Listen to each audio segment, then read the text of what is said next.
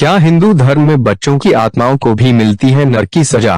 मित्रों, वैसे तो हम सभी जानते हैं कि मनुष्य को मृत्यु के बाद उसके कर्मों के अनुसार ही स्वर्ग और नरक मिलता है, लेकिन परमात्मा का रूप माने जाने वाले उन बच्चों का क्या, जिनके बारे में यह सोचा जाता है कि क्या उनकी भी आत्माओं को भी नरक की सजा मिलती है? आइए जानते हैं इस पोस्ट में। इस प्रश्न का उत्तर ऐसा माना जाता है कि भगवान उनकी सारी गलतियां माफ कर देते हैं, लेकिन क्या अल्पायु में मरने वाले बच्चों के साथ भी ये होता है या फिर उनके कर्मों के अनुसार ही नरक और स्वर्ग प्राप्त होता है? पुराणों की माने तो जिन बच्चों की मृत्यु 15 या उससे कम उम्र में हो जाती है, उन्हें नरक की आग में नहीं जलना पड़ता है। स्वर्ग में खुद भगवान नारायण उन बच्चों का स्वागत करते हैं। आमतौर पर मनुष्य को स्वर्ग और नरक उनके कर्मों के अनुसार मिलता है, लेकिन इस उम्र में बच्चों को स्वर्ग, नरक और कर्मों का ज्ञान नहीं होता। अपने भोलेपन और मासूमियत में बच्चे कई ऐसे गलतियां कर देते हैं जिन्हें उनके माँ बाप तो क्या, भगवान भी मुस्कुराकर माफ कर देते हैं। आत्माओं को स्वर्ग ही क्यों मिलता है? पुराणों में लिखी एक कथा के अनुसार एक दिन मृत्यु के बाद कुछ बच्चों की आत्मा स्वर्ग के दरवाजे पर पहुंचे। उन बच्चों की आत्मा को देखकर वहां के द्वारपालों ने स्वर्ग के दरवाजे खोल दिए, लेकिन द्वार खुलने के बाद भी वो आत्माएं अंदर नहीं आई। चेहरे में मासूमियत लिए उनकी आंखें बस अपने माता पिता को ही ढूंढ रही थी।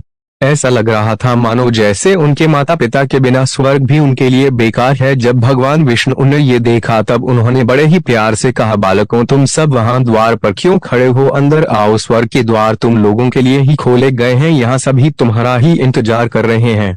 प्रभु की इतनी कहने पर उन सभी भोली आत्माओं के आंखों में आंसू भर आए। उन्होंने कहा, प्रभु, हम अंदर तो आ जाएं, पर आप पहले ये बताएं कि हमारे माता पिता कहाँ हैं? उनके बिना हम स्वर्ग के अंदर कैसे आ सकते हैं? बच्चों की आत्माओं की ये बात सुनकर विष्णु जी ने उन्हें प्यार से समझाते हुए कहा, बच्चों, तुम्हारे माता पिता अभी जीवित है, इसीलिए वे धरती पर ही है। जब उनकी मृत्यु हो जाएगी उसके बाद ही वो यहाँ आ पाएंगे।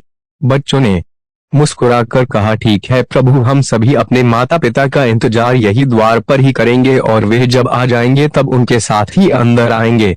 आत्माओं की यह बात सुनकर नारायण परेशान हो गए। वो यह सोचने लगे कि अब बच्चों के आत्माओं को यह कैसे समझाया जाए कि उन सभी के माता पिता स्वर्ग नहीं आ सकते।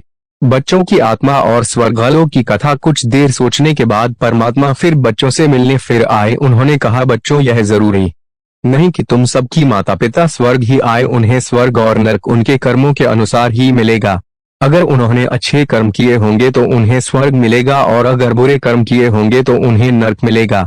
धर्म कर्म की बातों से अनजान उन बच्चों की आत्मा प्रभु से कई तरह के सवाल करती रही, लेकिन स्वर्ग के अंदर नहीं गई।